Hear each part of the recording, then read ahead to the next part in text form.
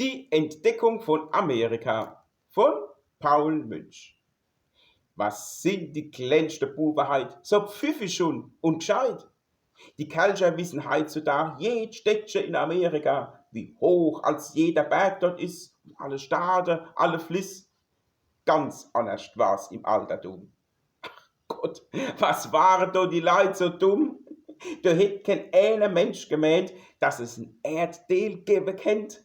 Der, wo ganz auf der anderen Seite von unserem Erdklotz drüber liegt. Nur hinten im Staat Portugal hat sich ein Mannskerl aufgehalten, der, glaub ich, Kolumbus. Richtig. So hat er Käse, wenn ich das noch richtig weiß. Der hat einen Plan sich ausgeheckt, wie man Amerika entdeckt. Man nimmt ein Schiff und fährt ins Meer, so gegen Westen, ungefähr. Und dann kommt man am schönen Tag rüber auf Amerika.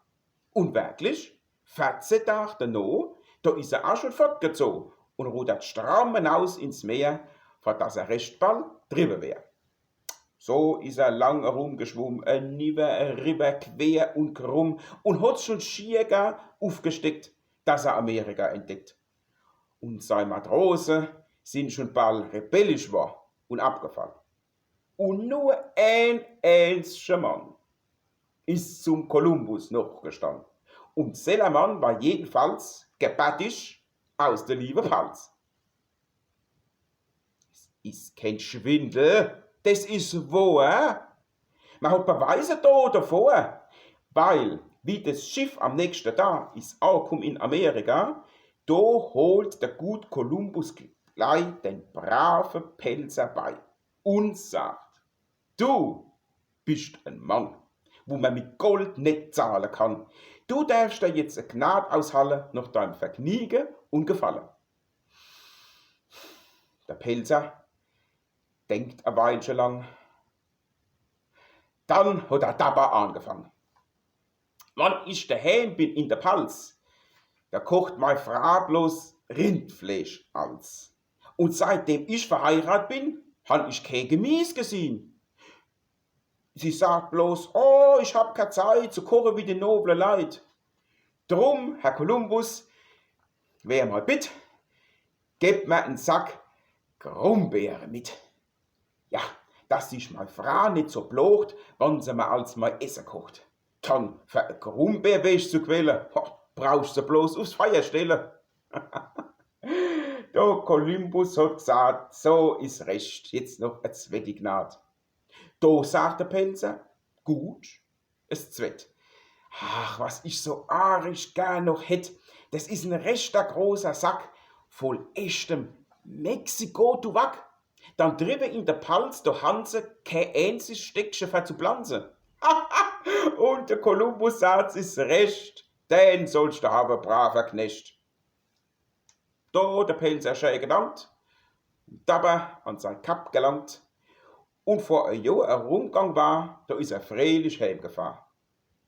Seine Frau hat ihm gleich verfreut, ein Brot in die Panne gelegt und ein Rotkraut nebendran gestellt und so ein Grumbeerwäsch gequält. Dann haben sie fürchterlich achilt. Oh, und sich arisch glücklich gefühlt. Seine Frau sagt, guck, das Gemüse, das freut mich, weil es so praktisch ist. Ei Dunnerkeidel noch einmal, da pflanzt sich gleich der Garten voll. Und zwar ein Glück bei Frau und Mann, dass man's nicht schöner malen kann. Doch nach dem Essen holt er gleich sein Pfeif und der Tubak bei. Und dann hat er Ringelschöcke bloß 4-5 Dezimeter groß. Ja, in unserer Pfalz kommt seit dem Jahr die Grumbeer arisch häufig vor. In Schmalz gepackt. Mit so einer Krust. Ah, das ist mein höchste Freude und Lust. Und so eine Rahmsauce dran. Es ist mir als ein Pänzchen an. Doch rohe Grumbeerknipp. Wenn's die gibt, da wird gegabbelt und geschippt.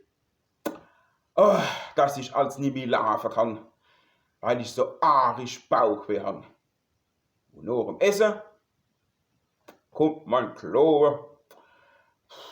Da hock ich friedlich hinterm Ofen und bloß der Tubak in die Luft. Und freu mich an dem guten Duft. So macht's halt jeder Pelzer Mann, wo Geld hat und sich leisten kann.